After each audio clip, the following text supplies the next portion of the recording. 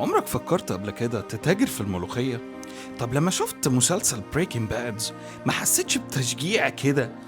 طبعا يا صديقي أنا مش بقولك تعمل حاجة غلط نهائيا، ولكن في مجموعة من الديفلوبرز قرروا إن هم يخلوك تخوض التجربة دي في واحدة من أغرب ألعاب السنة بلا منازع. عملت قلبان وقلق على كل مواقع اللايف ستريمينج زي تويتش والتيك توك، والغريب إنها ما اتمنعتش مع إن في ألعاب اتمنعت على أسباب أقوى من دي بكتير.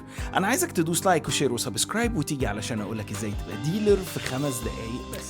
طبعا المقدمة اللي أنا قلتها في الأول دي تدخلني السجن وأنا راكب صاروخ، ولكن الحقيقة إني لا بتكلم عن نفسي ولا بشجعكم على حاجة غلط. أنا بتكلم عن أغرب لعبة واللي نزلت أول سنة 25، وهي لعبة سكادجول 1 أو الجدول الزمني رقم 1. وهي لعبة نزلت بس لمستخدمي البي سي فقط. اللعبة بتبتدي وأنت قاعد في الصحراء وواحد اسمه أنكل نيلسون، وفجأة البوليس بيقبض عليه وأنت بتركب عربيتك وتنزل منطقة اسمها هاي لاند بوينت، وبعد شوية بتلاقي حد بيفجر لك العربية ويقول لك ابعد عن منطقتنا وما تجيش هنا تاني. وهنا انت بتفهم ان الموضوع ليه علاقة بتجارة المخدرات، وبتبتدي بقى يا صديقي تبني الامبراطورية الخاصة بيك. تيجي بقى حضرتك تقول لي ايه الغريب في اللعبة؟ اقول لك لا، اللعبة على بعضها كلها غريبة، علشان انت مش بتبني امبراطورية من بره كده وبس، لا لا لا لا، انت بتشتغل بايدك وبتصنع بإيدك، وبتعرف كل أنواع المواد اللي داخلة في تصنيعها، لدرجة إنك بتعمل معمل وتشغل ناس عندك كمان، وبتزرع المواد بإيدك وتحصدها، وبعدين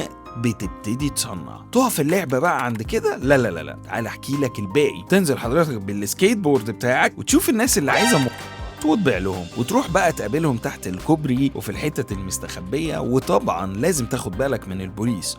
بس هي بمعنى أصح أول لعبة سيميوليتر من نوعها لتجارة الملوخية.